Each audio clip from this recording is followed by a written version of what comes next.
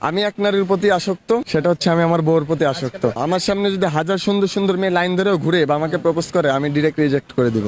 কারণ ওই যে আমি এক নারীর প্রতি আসক্ত, আমি এক নারীকেই ভালোবাসি। ওই নারীর ভিতরে এমন কিছু নাই, আবার এমন কিছু আছে যে আমার খুব ভালোবাসে, আমাকে প্রায়োরিটি দেয়, আমার খুব কেয়ার করে, রেসপন্স করে, আমাকে বুঝে। তো সেই ক্ষেত্রে আমি তাকে অনেক ভালোবাসি। বর্তমান যুগে মানুষ বলে যে টাকা পয়সা দিয়ে সব, আসলে টাকা পয়সা দিয়ে ভালোবাসা কিনা যায় না। যে বোঝার সে অল্পতেই বুঝে, অল্পতেই খুশি থাকে।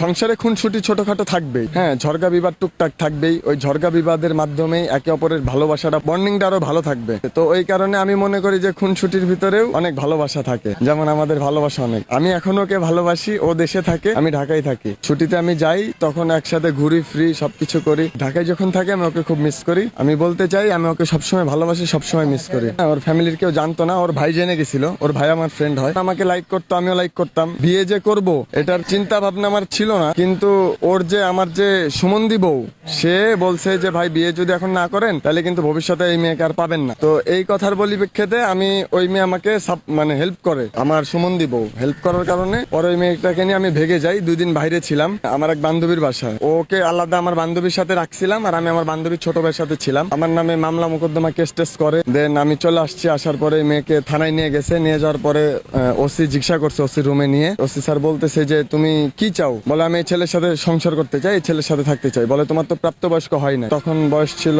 16 বছর, তখন আমার বয়স ছিল 21। এই মেয়েটার আমি বিয়ে করছি। যাই হোক, পরে ফ্যামিলিগত ভাবে মেয়েটার সাথে আমার সম্পর্ক, ফ্যামিলি ভাবে বিয়েটা দিছে। ওরে আমি বলতে চাই যে আমি ওকে সবসময় ভালোবাসি, সবসময় ভালোবাসবো, অল টাইম ভালোবাসবো। আর আমি ওর প্রতি খুবই লয়াল। ও ব্যতীত যদি পৃথিবীতে আরো হাজার হাজার সুন্দর সুন্দর মেয়ে এসে আমার সামনেও যদি দাঁড়ায় বলে যে আমি তোমাকে ভালোবাসি সৌরভ, আমি রিজেক্ট করে দিব। কারণ ওকে আমি অসম্ভব ভালোবাসি। হুমায়ুন ফরিদি স্যার যেমন একজনকে অসম্ভব ভালোবাসতেন, সেম আমিও তাকে অসম্ভব ভালোবাসি, আমার বউকে। ছেলেরা কি চায় ওয়াইফের কাছে মূলত? ছেলেরা কি চায়? একটা ছেলে চায় যে মেয়েটা তাকে ভালোবাসুক, তার প্রতি লয়াল থাকুক, তাকে কেয়ার করুক, এগুলোই চায়। এই 5 বছর হবে।